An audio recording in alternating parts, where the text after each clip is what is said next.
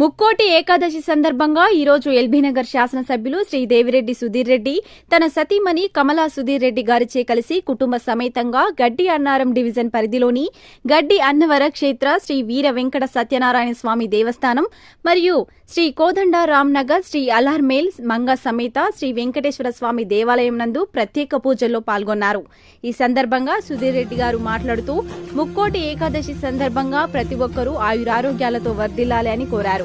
ఇట్టి కార్యక్రమంలో గడ్డి అన్నారం డివిజన్ మాజీ కార్పొరేటర్ భవానీ ప్రవీణ్ కుమార్, పిచ్చినేపల్లి వెంకటేశ్వరరావు మరియు ఆలయ ప్రతినిధులు ఊర నరసింహగుప్తా, మార్గం రమేష్, వక్కలంక శ్రీనివాసరావు, బిచ్చినపల్లి లక్ష్మీ నరసింహారావు, వెంకటేశ్వర్లు, రామేశ్వర్, సూర్యనారాయణ రెడ్డి, జగన్మోహన్ రెడ్డి, వరదాచార్యులు, రమణారెడ్డి తదితరులు పాల్గొన్నారు. అందరికీ నమస్కారం.